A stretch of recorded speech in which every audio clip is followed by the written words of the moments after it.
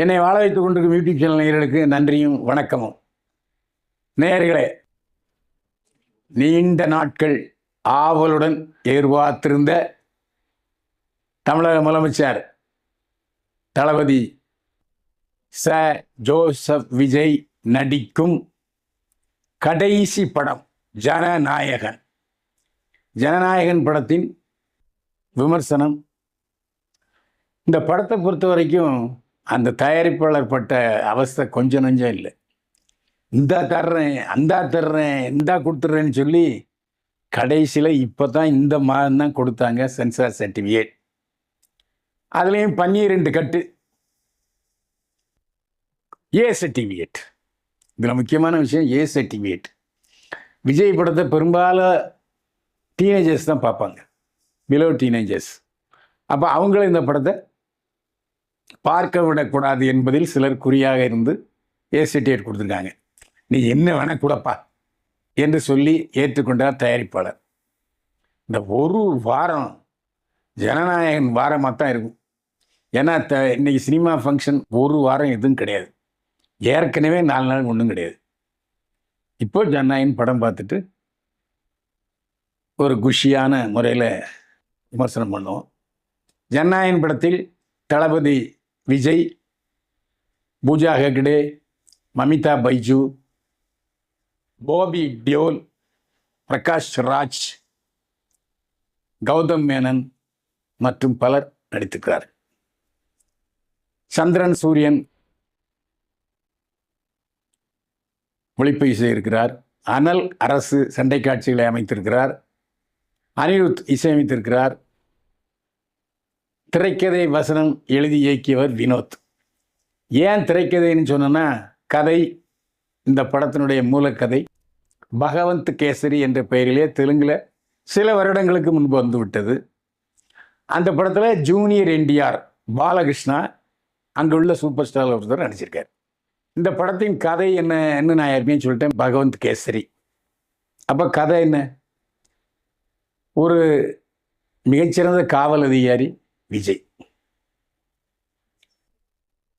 ஆரம்பத்தில் தெரியாது. கௌதம் மேனன் இறக்கும் தருவாயில் என் பொண்ணு மமிதா பைஜு இதை எப்படியாவது நீங்கள் இராணுவத்தில் சேர்த்துடணும்னு சொல்கிறாரு விஜய்கிட்ட கௌதம் மேனன். ஆனால் மமிதா பைஜு எதை பார்த்தாலும் பயப்படுவார். எங்கேயாவது லேச சத்தம் வந்தால் கூட அப்படின்னு பயப்படக்கூடியவர் மமிதா பைஜு. அப்படிப்பட்டவரை எப்படி இராணுவத்தில் சேர்க்கறதுக்கு விஜய் முயற்சி பண்ணி வெற்றி பெறுகிறாங்கிறது ஒரு கதை. இன்னொரு கதை வில்லன் பாபி தியோல்.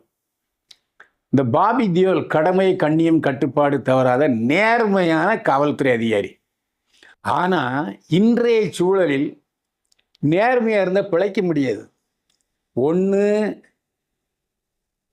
அவனை டிரான்ஸ்ஃபர் பண்ணிடுவாங்க, இல்லை ஏதாவது அவதூறு பரப்பி அவன் லஞ்சம் வாங்கிட்டான்னு சொல்லி போலியா புகாரை சொல்லி அவரை அசிங்கப்படுத்தி விட்றாங்க. இதானே நாட்டில் நடக்குது. அந்த மாதிரி பாபி தியோலை அரசியல்வாதிகள் அவதூறு பரப்பி அசிங்கப்படுத்திடுவாங்க. இதனால் அவருக்கு சமுதாயத்தின் மீதே கோபம் வந்துடுது. பாபி தியோலுக்கு அவன் இவ்வளவு நல்லவனாக இருந்தோம், நம்மளை எழுச்சிவாயினாக்கி இப்படி பழி வாங்கிட்டாங்களே. ஸோ நாம் ரிவர்ஸாக இந்த சமுதாயத்தை பழி வாங்கணும்.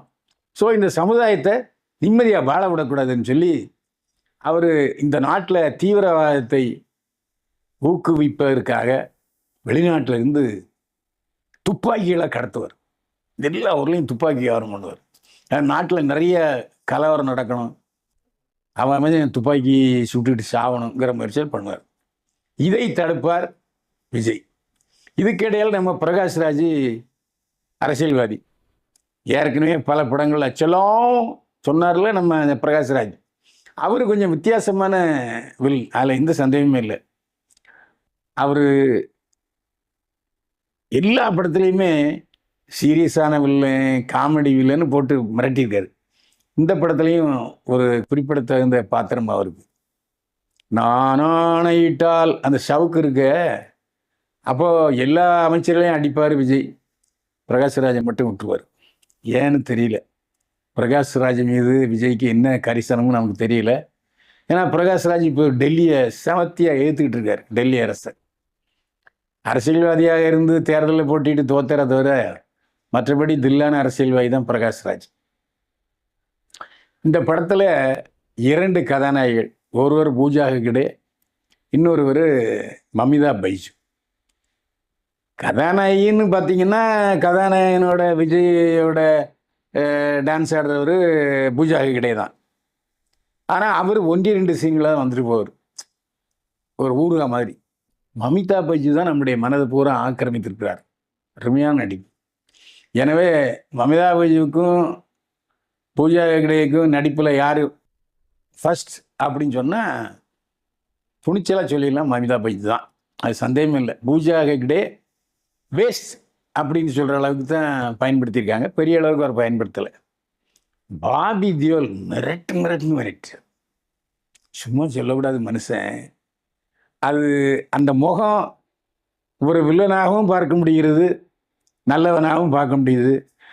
அந்த முகத்தை சின்ன சின்ன அசைவுகள்லையே நம்மளை அப்படியே மயிர்கூச்சேரியை வச்சுக்கிறாரு பாபி தியோல். பட்டு பயங்கரமான வில்லன்.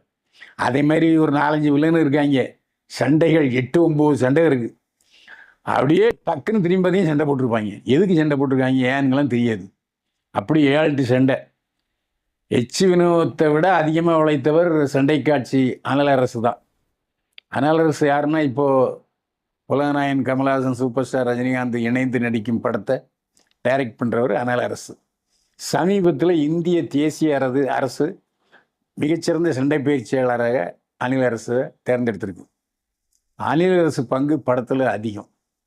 அதுவும் கிளைமாக்ஸ் சண்டை காட்சி இருக்க, அட்டேங்கப்பா, ஏஐ, அப்புறம் ரோபோ, கம்ப்யூட்டர் கிராஃபிக்ஸ்னு மிரட்டு மேய்க்கார் 10 நிமிஷம். அப்படி வாயை பிளந்து பார்க்க வச்சுட்டார் அனலரசு. கிளைமாக்ஸ் சண்டை காட்சிகள் மிரட்டல், அசத்தலோ அசத்தல்.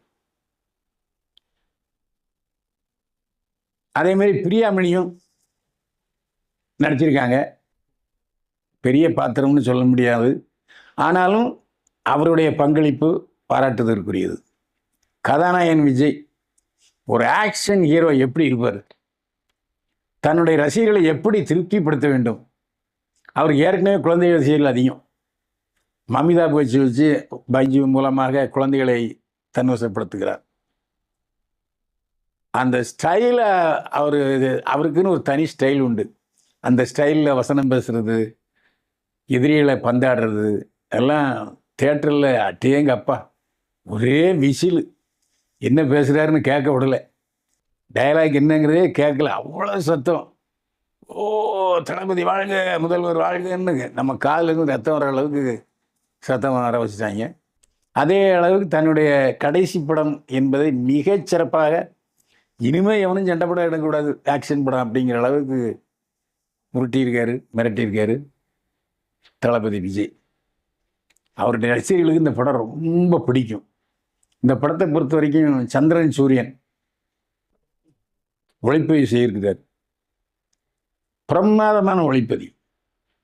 அது சண்டை காட்சிகளானாலும் சரி, கடத்தல் காட்சிகளானாலும் சரி, லவ் டுயட் ஆனாலும் சரி, என்ன தேவையோ அதை கரெக்டாக கொடுத்துருக்காரு. நம்மளை நிமிர்ந்து உட்கார வச்சு பார்க்க வந்திருக்காரு ஒளிப்பதிவாளர். அனிருத் இசையமைத்திருக்கிறார். ஒரே ஒரு மெலடி பாட்டு, அப்புறம் ஒரே ஃபைட்டு தானே, இஷ்டத்துக்கு வாசித்து தள்ளியிருக்காரு அனிருத். அந்த சண்டை காட்சிகளை விட இவர் வாசிக்கிற வாசிப்பு இருக்க, அது நம்மளை மிரட்டுது. அனிருத்து இசையில் வேற லெவலுக்கு போயிருக்காரு. அதாவது சூப்பர் ஸ்டார் ரஜினிகாந்த் படத்தை விட ஜனநாயகனுக்கு அதிகமாக உழைச்சிருக்காருன்னா அதில் எந்த சந்தேகமே இல்லை. அதனால் அனிருத்தையும் பாராட்டி ஆக வேண்டும். ஏன்னா ரசிகர்களுடைய கொண்டாட்டம் சூப்பரு. திடீர் ஒரு 7-8 வில்லன்கள் புதுசாக முளைச்சி சண்டை போட்டிருப்பாங்க. அதெல்லாம் கொஞ்சம் நமக்கு ஏன் சண்டை போடுறாங்க அப்படின்னு தெரியாது. யோசிக்க விடாமல் சண்டை காட்சிகள் பரபரப்பாக இருக்கும். அதான் முக்கியமான விஷயம். இந்த படத்தை பொறுத்த வரைக்கும் தேர்தலுக்கு முன்னால் வந்திருந்தால் நிச்சயமாக விஜய் தனிப்பெரும்பான்மை பெற்றிருப்பார். அந்த அளவுக்கு ஒரு விஷயம் படத்தில் இருக்குது. ஆனால் படம் தாமதமாக ரிலீஸ் ஆகிருக்கு. தாமதமாக ரிலீஸ் ஆனாலும் லேட்டாக வந்தாலும் லேட்டஸ்ட்டாக வந்திருக்காரு ஜனநாயகன். அதில் எந்த சந்தேகமே இல்லை. இப்போ படமும் இல்லை, போட்டிக்கு படமே இல்லை. போட்டி இல்லாமல் வசூல் அள்ளுன்னு அள்ளிட்டாரு. இப்போவும் கிட்டத்தட்ட ரிசர்வேஷன்லேயே பெரிய அளவு வசூலை பார்த்துட்டாங்க. கண்டிப்பாக ஃபேமிலியோட ஒரு தடவை பார்க்கலாம், அதில் எந்த சந்தேகமே இல்லை. ஏன்னா மக்கள் முன்னை விட இப்போ விஜய்க்கு ஆதரவு கூடியிருக்கு. ஏன்னா இப்போ முதலமைச்சரான பிறகு விஜய்க்கு புகழ் கூடியிருக்க தவிர குறையலை. அதனால் மக்கள் திரண்டு வந்து பார்ப்பாங்க, அதில் எந்த சந்தேகமே இல்லை. ஜனநாயகன் தமிழக சினிமா வரலாற்றில் ஒரு மைல் கல், அதில் எந்த சந்தேகமே இல்லை. குடும்பத்தோட ஜனநாயகன் படத்தை தியேட்டரில் பாருங்கள். இந்த படத்தை பொறுத்த வரைக்கும் விஜய் தன்னுடைய முத்தாய்ப்பான நடம் தளபதி கச்சேரி தளபதி கச்சேரி இருக்க, அது ஏற்கனவே 2-3 படங்கள் நாம் பார்த்துருக்கோம். இருந்தாலும் வேறு டைப்பில் டான்ஸ் ஆடுறாங்க. ஆனால் அவர் அங்கே டான்ஸ் ஆடிக்கிட்டு இருக்காரு, இங்கே தியேட்டரில் சேர் மேலே உட்காந்து டான்ஸ் ஆடுறத பார்த்தா அங்கே பார்க்குறத விட இங்கே பார்க்குறது நல்லா இருக்குது. அந்த அளவுக்கு டான்ஸு மிரட்டுன்னு மேட்டியிருக்காரு.